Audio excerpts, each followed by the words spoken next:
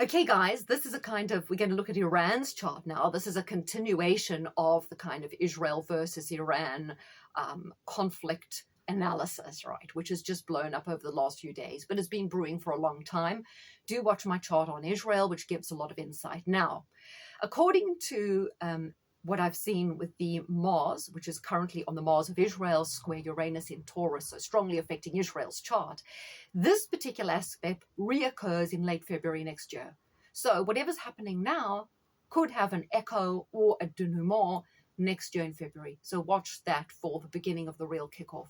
A lot of people saying, is this precipitating World War III?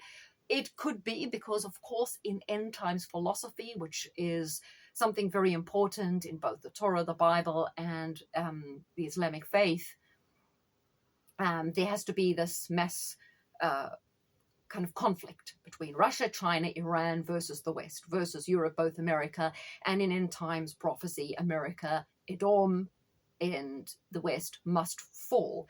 A lot of Protestant things push it. I mean, I know Iran in their philosophy also believe in some kind of end times scenario, and that the Mahdi can't return until there's this massive conflagration and apocalyptic events, blah, blah, blah. So whether it's the Christians, the Jews, or the Islamic faith, Shia and Sunni, they all kind of buy into this end times philosophy because they're all connected to Abrahamic religions. And that's why I keep saying we see Christianity being pushed a lot through Alex Jones and Dugan and Jay Dyer and Russell Brand and all these people now, because they need everyone to be buying in to this apocalypse story, which I don't believe is a prophecy. It's more a plan that they are actively working towards, right? So Iran's chart, they are 1st of April. There's two charts for Iran, but this one's better. 1st of April, 1979. I prefer this particular chart. Gives them a Sagittarius rising, hence why it's kind of a theocracy, right? Sagittarius, it's religion. Okay, interesting about this chart, the midheaven is on 0 degrees of Libra. And opposite that, on the IC, we have Mercury retrograde in Pisces, Mars in Pisces, 25 degrees. What is happening? The Saturn-Neptune conjunction, which is happening on the early degrees of Aries, so right on the IC of Iran, also affecting their Mercury and their Mars. Mercury rules their descendant of enemies, right? So it's triggering their enemy, Israel, and it's also affecting their destiny, the midheaven.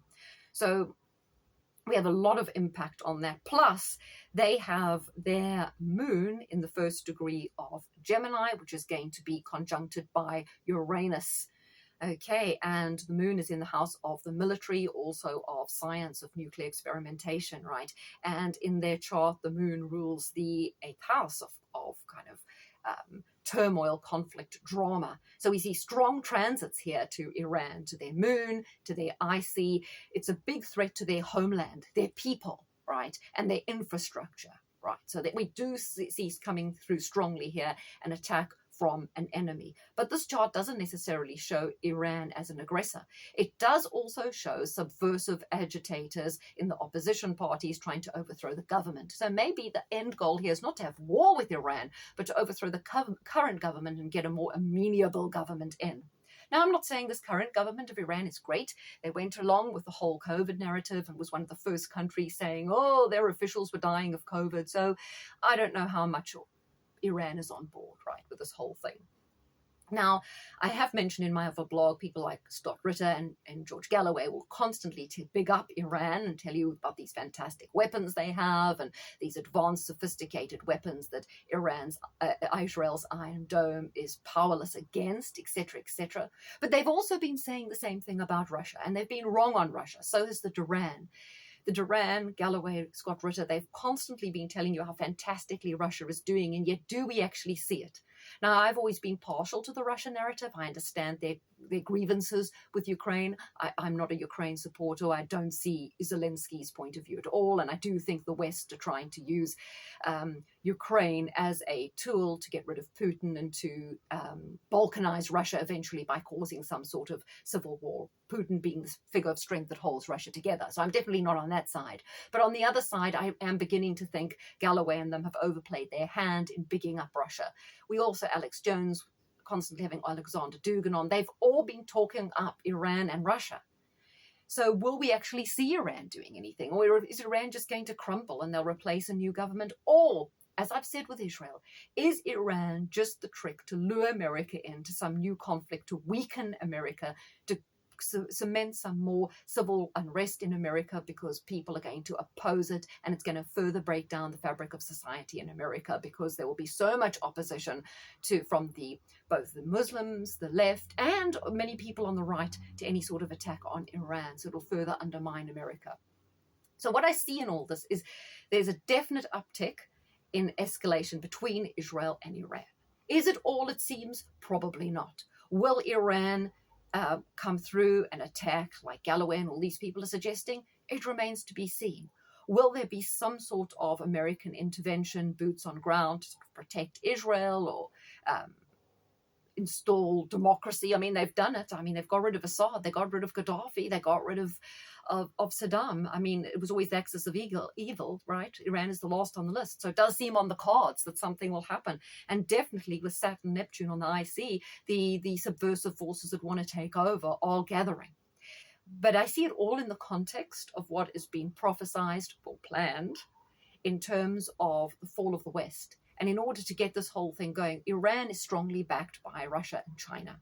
Russia and China are very strong, particularly China economically. Russia, maybe not as strong as many say, but it does involve, have a lot of allies around the world. It's a vast continental-sized country with huge amounts of resources and power and cheap energy, because Europe's been cutting its nose to spite its face because of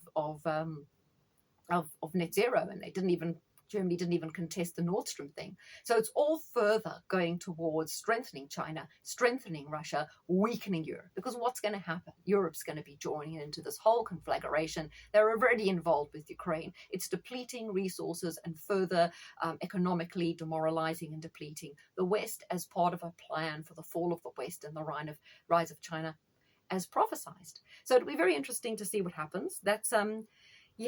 So that's a little bit of Iran's chart, I think. So Iran strongly influencing the IC by association, the MC, and their destiny and their current leadership very much under attack.